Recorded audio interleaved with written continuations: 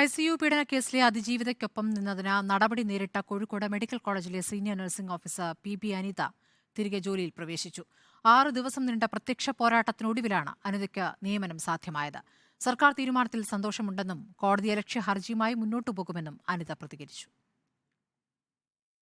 രാവിലെ 10:30 medical കോളേജിലെത്തിയ PB Anitha ജോലിയിൽ തിരികെ പ്രവേശിച്ചു. പോരാട്ടം തുടരുമെന്നും കോടതിയലക്ഷ്യ ഹർജിയുമായി മുന്നോട്ടു പോകുമെന്നും അനിത. അത് കോടതിയിൽ തെളിയിക്കട്ടെ. എന്റെ ഭാഗത്ത് എന്ത് വീഴ്ചയുണ്ട് കോടതിയും തീരുമാനിക്കട്ടെ. ഏതായാലും ഇത്രയും ഞാൻ പൊരുതി ജയിച്ചില്ലേ, ഇനി ഒരു 6 വർഷം സർവീസ് ഉണ്ട്, അതും പൊരുതി തന്നെ നിൽക്കാമെന്ന് ഞാൻ വിചാരിക്കുന്നു. ICU പീഡനക്കേസിൽ അതിജീവിതയ്ക്ക് അനുകൂലമായി മൊഴി നൽകിയ PB അനിതയെ DME തല അന്വേഷണത്തിന്റെ ഭാഗമായാണ് ഇടുക്കിയിലേക്ക് സ്ഥലം മാറ്റിയത്. പിന്നാലെ ഏറെ നാൾ നീണ്ട നിയമ പോരാട്ടം. അഡ്മിനിസ്ട്രേഷൻ ട്രൈബ്യൂണലിൽ നിന്നും ഹൈക്കോടതിയിൽ നിന്നും അനുകൂല വിധി സമ്പാദിച്ച അനിതയ്ക്ക് ജോലിയിൽ പ്രവേശിക്കാൻ കഴിഞ്ഞിരുന്നില്ല. പ്രത്യക്ഷ സമരം തുടങ്ങിയ അനിതയ്ക്ക് രാഷ്ട്രീയ പിന്തുണ കൂടി കിട്ടിയതോടെയാണ് സർക്കാർ നിലപാട് തിരുത്തിയത്. നിയമനത്തിൽ സന്തോഷമെന്ന അതിജീവിത.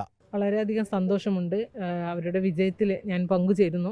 അതേസമയം ഭരണാനുകൂല സംഘടനാ പ്രതിനിധികൾ ഭീഷണിപ്പെടുത്തിയ സംഭവത്തിൽ തുടരന്വേഷണം വേണമെന്നും അനിത ആവശ്യപ്പെട്ടു. നാളെ സർക്കാർ നൽകിയ റിവ്യൂ ഹർജിയും അനിത നൽകിയ കോടതിയലക്ഷ്യ ഹർജിയും ഹൈക്കോടതി പരിഗണിക്കും. റിപ്പോർട്ടർ, കോഴിക്കോട്.